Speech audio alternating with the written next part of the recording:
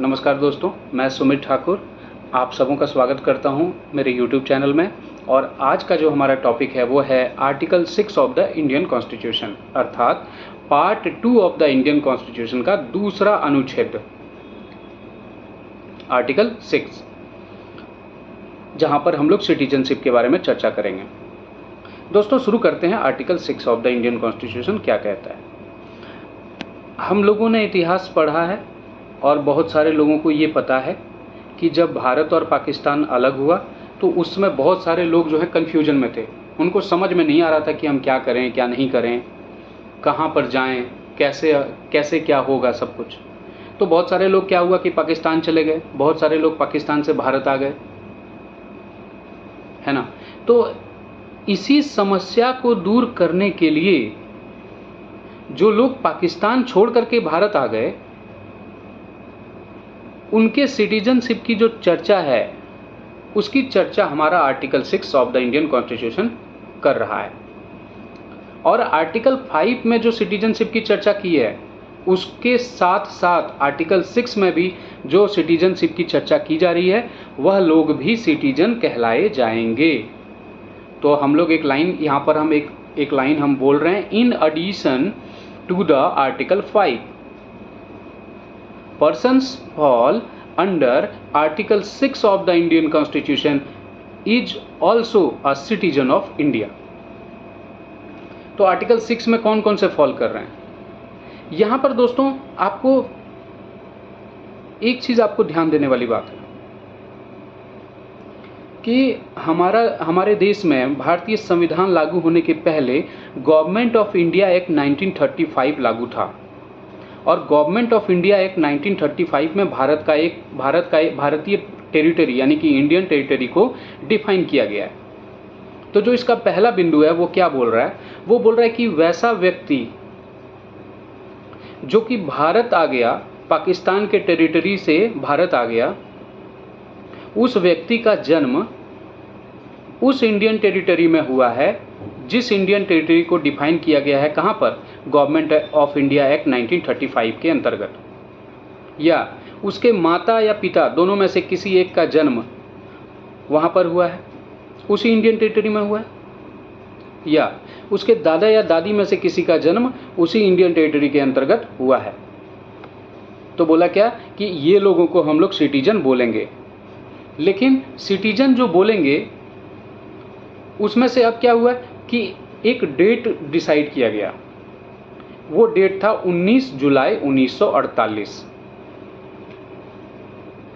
तो जरा समझिएगा कि लोग आए, एक डेट पकड़िए, 19 जुलाई 1948 के पहले आए और कुछ लोग 19 जुलाई 1948 के बाद आए। तो बोला जो लोग 19 जुलाई 1948 के पहले आए, बोला उनको हम लोग डायरेक्टली एज ए सिटीजन बोलेंगे। एक ही कंडीशन रखा, क्या रखा, बोला कि जब वो लोग आ गए ना भारत तो फिर आ गए, उसके बाद वो रेसिडेंट के रूप में भारत में रह रहे हो, फिर वो छोड़कर नहीं गया कहीं। तो बोला कि उन लोगों को हम लोग सिटीजन बोलेंगे। और उनका क्या हुआ, जो लोग 19 जुलाई 1948 के बाद आए। तो जब देखी ना ये सरकार की इतना प्रॉब्लम हो रहा है, लोग माइग्रेंट हो रहे हैं, बहुत प्रॉब्लम फेस कर रही थी सरकार उस समय, तो सरकार ने क्या किया कि ऑफिसर्स अपॉइंट कर दिए माइग्रेंट पीपल के लिए कि आप लोग जब यहाँ पर आइएगा तो सबसे पहले क्या कीजिएगा कि आप लोग आवेदन डालिएगा। किसके सामने, ऑथराइज्ड ऑफिसर के सामने आवेदन डालिएगा। फिर वो ऑफिसर जो है चेक करेगा, जांच पड़ताल करके फिर आपको जो है एज ए सिटीजन वो क्या करेगा, पंजीकृत करेगा, रजिस्ट्रेशन देगा। तो ये था पूरा स्टोरी। लेकिन वो एप्लीकेशन भी कोई जो आदमी है वो तभी दे सकता था जब वो कम से कम 6 महीना भारत में रहा हो। यानी कि आप आ गए 19 जुलाई 1948 के बाद, उसके बाद आपका 3 ही महीना हुआ है और आप चले गए रजिस्टर करने के लिए। तो बोला कि नहीं, वैसे नहीं होगा, आपको कम से कम 6 महीना भारत के अंदर एज ए निवासी आपको रहना पड़ेगा। उसके बाद ही आप लायबल होंगे कि आप जाके रजिस्ट्रेशन दे पाएँ। तो यही बोल रहा था पूरा article 6 of the Indian constitution. जितने भी माइग्रेंट पीपल हैं वो यहाँ पर आ गए, उनका जन्म उनके माता या पिता में से किसी का जन्म या उनके दादा या दादी में से किसी का जन्म अगर उस भारत के अंतर्गत हुआ है जिस भारत को परिभाषित किया गया है कहाँ पर, गवर्नमेंट ऑफ इंडिया एक्ट 1935 के अंतर्गत। और अगर वो 19 जुलाई 1948 के पहले आया है तो एक बार आ गया, उसके बाद वो as a resident, as a निवासी जो है कॉन्स्टिट्यूशन लागू होने तक वो यहाँ पर रह रहा है, तो उसको बोला कि वो हमारा सिटीजन कहलाया जाएगा।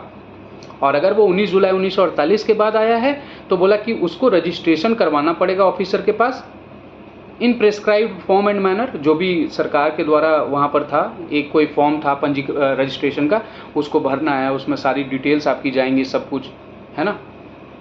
और वो भी आप तब डाल सकते हैं जब आप 6 महीना यहाँ पर कम से कम रहे हैं। तो 19 जुलाई 1948 तक फिर सरकार जो है ना थोड़ी होशियार हो गई, अब उसको ऐसे बोल सकते हैं।